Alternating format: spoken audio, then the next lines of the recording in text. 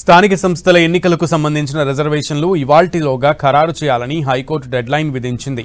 ఇవాళ రిజర్వేషన్ల వివరాలను ప్రభుత్వం హైకోర్టుకు తెలపాల్సి ఉంటుంది.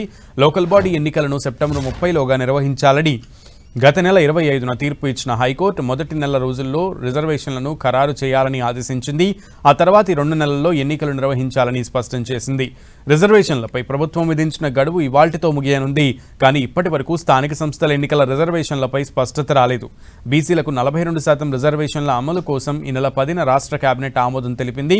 అనంతరం గవర్నర్కు పంపిన ఆర్డినెన్స్పై రాజ్భవన్ నుంచి స్పష్టత రాలేదు.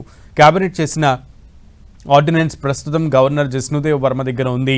దానిపై గవర్నర్ న్యాయ నిపుణులతో చర్చించారు. తనకున్న సందేహాలను నివృత్తి చేసుకున్నారు. అదే సమయంలో రాష్ట్ర ప్రభుత్వ అధికారులతోనూ మాట్లాడారు. ఫైనల్గా మరోసారి న్యాయ సలహా కోసం కేంద్ర హోంశాఖకు పంపించారు.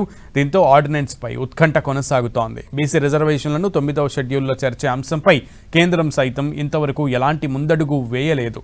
కేంద్ర మంత్రులు, బీజేపీ నాయకుల ప్రకటనలు పరిశీలిస్తే ఈ విషయం ఇప్పట్లో తేలదని స్పష్టమవుతుంది. దీంతో రిజర్వేషన్లపై ఎప్పుడు క్లారిటీ వస్తుందోననే ఉత్కంఠ నెలకొంది. ఇప్పటివరకు బీసీలకు స్థానిక సంస్థల్లో 22% రిజర్వేషన్ మాత్రమే ఉంది. కులగణన చేపట్టిన ప్రభుత్వం 46%కి పైగా బీసీలు ఉన్నట్లుగా తేల్చింది. ఈ క్రమంలో స్థానిక సంస్థల్లో 42% రిజర్వేషన్లు ఇవ్వాలని నిర్ణయించింది. పంచాయతీరాజ్ చట్టం 2018 ప్రకారం చూస్తే అన్ని రిజర్వేషన్లు కలుపుకొని 50%కి లోబడి ఉండాలని, అందులో 50%కి లోబడి అనే పదాన్ని తొలగిస్తూ ఈ నెల 10న కేబినెట్ తీర్మానం చేసి ఆర్డినెన్స్ రూపంలో గవర్నర్కు పంపింది. గవర్నర్ ఆర్డినెన్స్పై సంతకం చేయగానే ఏ వర్గానికి ఎంత శాతం రిజర్వేషన్లు అనేది ఖరారు చేస్తూ హైకోర్టుకు ప్రభుత్వం అఫిడవిట్ దాఖలు చేయనుంది. బీసీలకు 42% రిజర్వేషన్లు అమలైతే భారీగా మార్పులుండే అవకాశం ఉంది. గవర్నర్ ఆమోదం తెలిపితే ఇవాళే రిజర్వేషన్లు ఖరారు చేసే అవకాశం ఉంది. బీసీ రిజర్వేషన్లకు సంబంధించి ఈ నెల 10న కేబినెట్ పంపిన ఆర్డినెన్స్పై గవర్నర్ జిష్ణుదేవ్ వర్మ సంతకం చేయాల్సి ఉంది. ఆయన సంతకం చేయకపోతే రిజర్వేషన్ల అంశం మరోసారి అటకెక్కే ఛాన్స్ ఉంది.